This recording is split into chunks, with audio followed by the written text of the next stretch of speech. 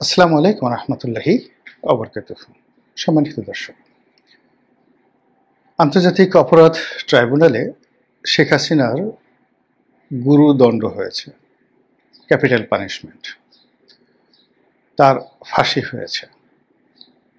এখন এই যে রায় ঘোষণা হলো, এই রায় ঘোষণার ফলে আগামীতে আওয়ামী লীগের রাজনীতির পরিণতি কী হবে, বিএনপি রাজনীতির পরিণতি কী হবে, ডক্টর মোহাম্মদ ইউনূস এখন যে ক্ষমতায় আছেন তার ক্ষমতার ভবিষ্যৎ কী, এই বিষয়গুলো নিয়ে সংক্ষেপে যতটা সম্ভব আলোচনা করার চেষ্টা করব। প্রথমত আওয়ামী লীগের কথা বলে নিই। একেবারে আপনি যদি কিছু নাও ধরেন, তবু আওয়ামী লীগের রাজনীতিতে এটা একটা বিরাট নেতিবাচক প্রতিক্রিয়া তৈরি হবে।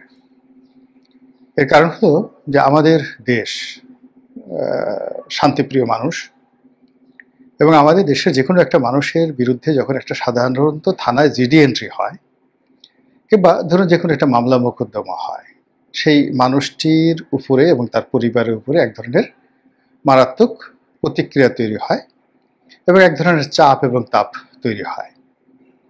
তো সেক্ষেত্রে দলীয় সভানেত্রী, সাবেক প্রধানমন্ত্রী, বঙ্গবন্ধু কন্যা, গণতন্ত্রের মানুষ কন্যা, মানে যে সকল উপাধি আওয়ামী লীগ শেখ হাসিনাকে দিচ্ছে, সে সকল উপাধির উপরে এই মৃত্যুদণ্ডের যে রায়, এটি একটা কুঠারাঘাত।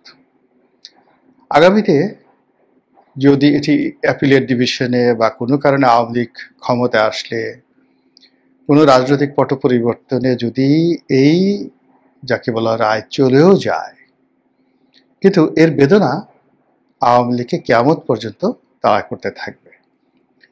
ধরুন সেই বাসন্তীর জাল পড়া ছবি, মিথ্যা বানোয়াট, কিংবা শেখ কামালের ব্যাংক ডাকাতি, মিথ্যা বানোয়াট, কিংবা ৭৪-এর দুর্ভিক্ষ, যা ঘটেছিল তার কয়েক গুণ প্রচার করা হয়েছিল, কিংবা ধরুন বাকশাল, যে শাসন ব্যবস্থা শুরু করা হয়নি, নীতিগত সিদ্ধান্ত নেওয়া হয়েছিল।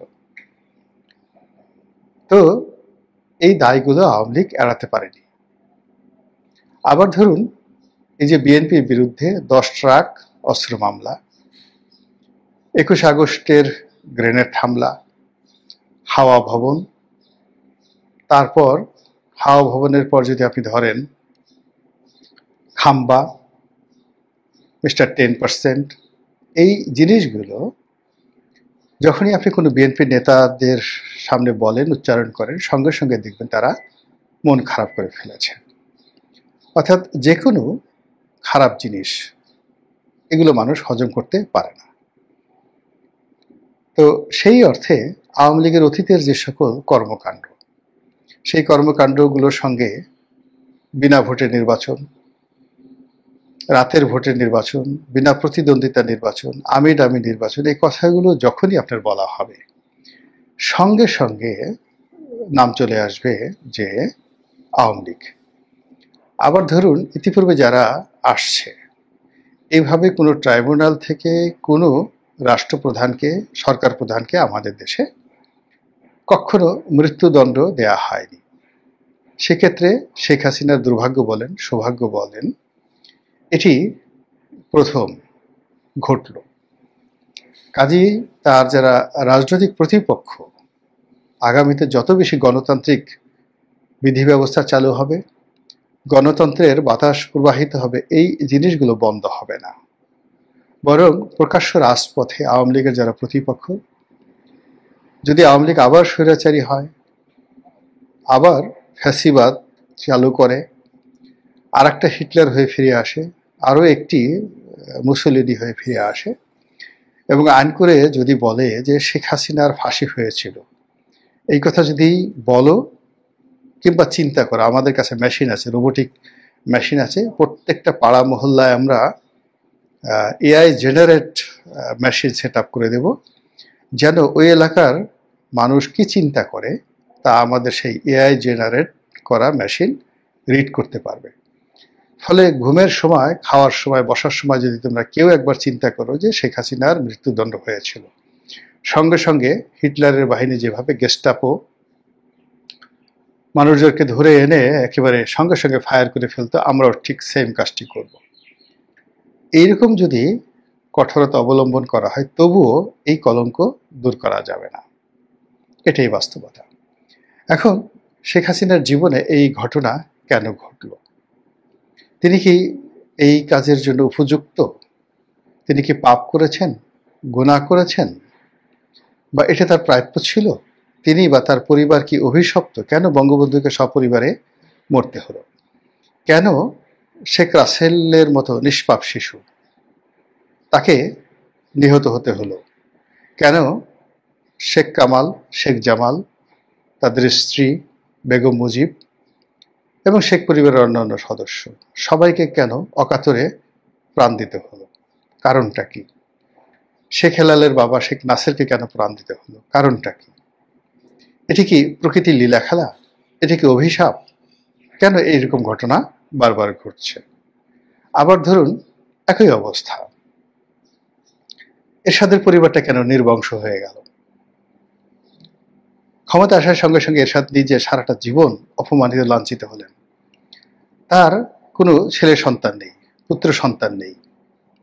তো ছেলে সন্তান নেই, পুত্র সন্তান নেই, তিনি অনেকবার অনেককে পুত্র সন্তান হিসেবে পরিচয় করিয়ে দিলেন, কিন্তু আমরা বিশ্বাস করছি না। তার কোনো দাম্পত্য জীবন, ঘর সংসার, সুখ শান্তি সমৃদ্ধি তাকে দিল না। তার স্ত্রীদের আকাশ সমান বদনাম। কেন?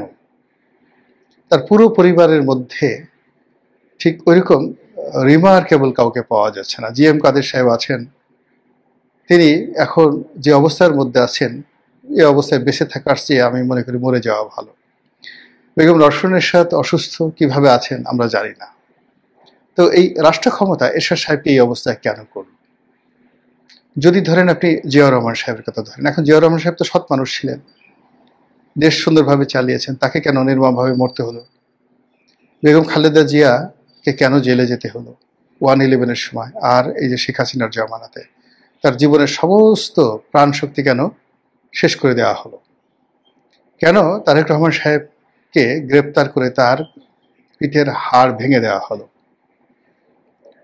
কেন তিনি বাংলাদেশে আসতে সাহস পাচ্ছেন না? কেন কোকেকে মরতে হলো? এই যে রাজনীতি, বাংলাদেশের রাজনীতি স্বাধীনতার পর থেকে কেন অভিশপ্ত হয়ে যাচ্ছে? এখানে খন্দকার মোশতাক বলেন, খালেদ মোশাররফ বলেন, মঈনুদ্দিন বলেন, ফখরুদ্দিন বলেন, হাসিনা বলেন, খালেদা বলেন, শেখ মুজিব বঙ্গবন্ধু বলেন, জিয়াউর রহমান বলেন, বলেন তো কোন লোকটি রাজনীতিতে এসে কিছুদিন শাসন ক্ষমতা চালিয়ে সুস্থভাবে মরতে পেরেছেন এবং লোকজনের শ্রদ্ধা ভালোবাসায় অভিষিক্ত হতে পেরেছেন? কেন আমাদের দেশে এই ঘটনাগুলো ঘটছে? জাতি হিসেবে আমরা কি দুর্ভাগা, নাকি আমাদের উপরে চেপে বসা যে সকল রাজনীতিবিদ তারা দুর্ভাগা? কেন আমাদের দেশে জর্জ ওয়াশিংটন পয়দা হয় না? কেন আমাদের দেশে জন এফ কেনেডির মতো রাজনীতিবিদ আসে না, যাকে মেরে ফেলার পরেও সারা আমেরিকান জাতি এখনো তার জন্য কাঁদে? কেন আমাদের দেশে বারাক ওবামা হয় না, রোনাল্ড রিগান হয় না? কেন বারবার এই ঘটনাগুলো ঘটে? আমাদের কি উচিত নয় যে নিজেদের দিকে তাকানো? আমরা যারা সাধারণ জনগণ, নিঃসন্দেহে আমাদের মধ্যে এমন কোনো ত্রুটি আছে যে ত্রুটির কারণে বারবার এরকম ঘটনা ঘটতে থাকে। মূল প্রসঙ্গে আসি। শেখ হাসিনার বিরুদ্ধে ফাঁসি রায় হয়েছে, পক্ষে বিপক্ষে বিভিন্ন কথাবার্তা হচ্ছে। এখন এর দ্বারা মানে শেখ হাসিনা রাজনীতির কি ইতি হলো? তিনি কি আবার ফিরে আসবেন, ফিনিক্স পাখির মতো আবার, যাকে বলা হয়, জেগে উঠবেন? আবার বাংলার মসনদে এসে তিনি শাসন ক্ষমতা পরিচালনা করবেন? নাকি তার রাজনীতি এখানেই শেষ, বাংলাদেশের মাটিতে তার কবর হবে না, দিল্লিতে বা ভারতেই তাকে মরতে হবে? আমাদের ইতিহাসে দুই ধরনের নজির রয়েছে। ক্ষমতাচ্যুত হয়েছেন, দেশ থেকে বিতাড়িত হয়েছেন, আবার সসম্মানে দেশে ফিরে এসেছেন। কে ফিরে এসেছেন? মুঘল সম্রাট হুমায়ুন। এবং যদি শেখ হাসিনার জমানা ধরেন, কর্মকাণ্ড ধরেন, তার এই যে বাংলাদেশ থেকে চলে যাওয়া ধরেন, ভারতে তার আশ্রয় নেওয়াকে আপনি যদি তুলনা করেন, আপনি দেখবেন একেবারে মুঘল সম্রাট হুমায়ুনের যে পরাজয়, সেই পরাজয়ের সঙ্গে তার পারস্যে পালিয়ে যাওয়া, পারস্যের রাজদরবারে আশ্রয় নেওয়া, এবং পরবর্তীতে আবার সেই পারস্য সেনাবাহিনীর সহযোগিতা নিয়ে দিল্লির সিংহাসন উদ্ধার করা, আপনি মিলাতে পারবেন যে এটা হওয়া সম্ভব। আবার এমনও হতে পারে রেজা শাহ পাহলভীর মতো, তিনি ক্ষমতাচ্যুত হলেন, সারা দুনিয়া তার জন্য বন্ধ হয়ে গেল, তার বন্ধু বান্ধব কেউ তাকে আশ্রয় দিল না।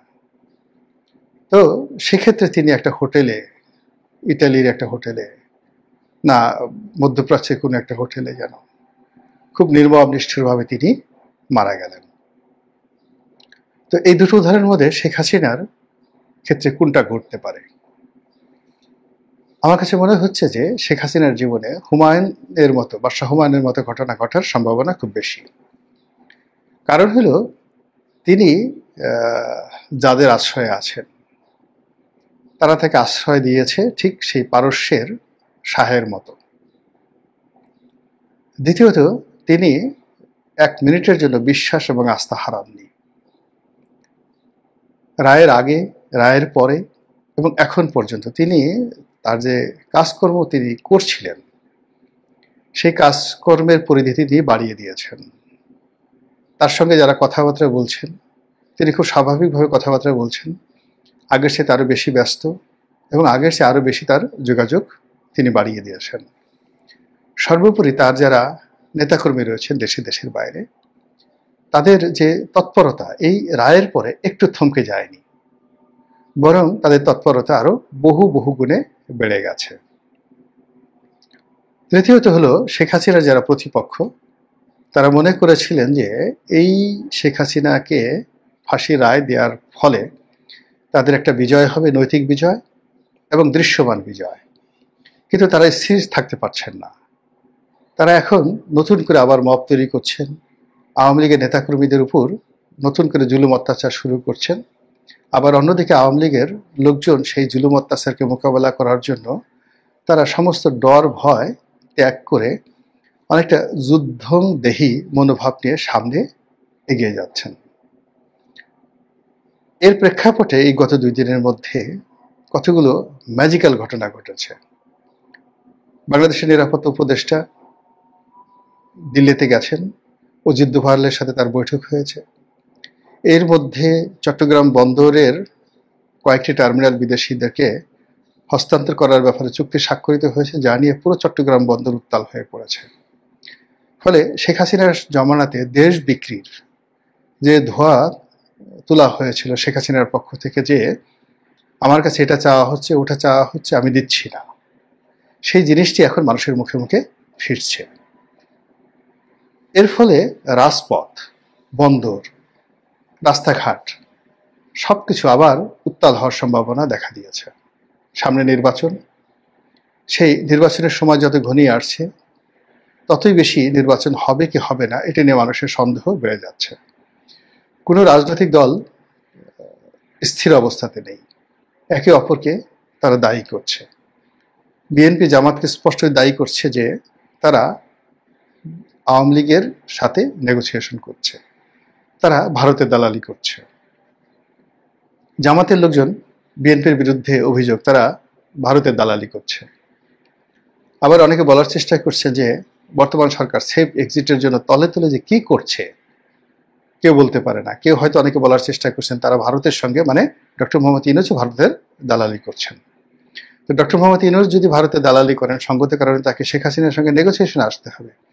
তাহলে বোঝার চেষ্টা করুন যে এই যে শেখ হাসিনার বিরুদ্ধে যে রায় দেওয়া হলো, এই রায়ের ফলে আমাদের এই রাজনৈতিক অঙ্গনে বেসিক এবং ফান্ডামেন্টাল কোনো পরিবর্তন হয়নি। অধিকন্ত রাজনীতিতে যে নতুন ইস্যুগুলো তৈরি হয়েছে, যে নতুন অস্থিরতা দেখা দিয়েছে, যে অনিশ্চয়তা দেখা দিয়েছে, যে অবিশ্বাস দেখা দিয়েছে, এবং যেভাবে মানুষ ধৈর্য হারিয়ে ফেলেছে। ফলে কখন যে কি হয়, কখন যে কপাল পুড়ে কার, আর কখন যে কার কপালে পূর্ণিমার চাঁদ ওঠে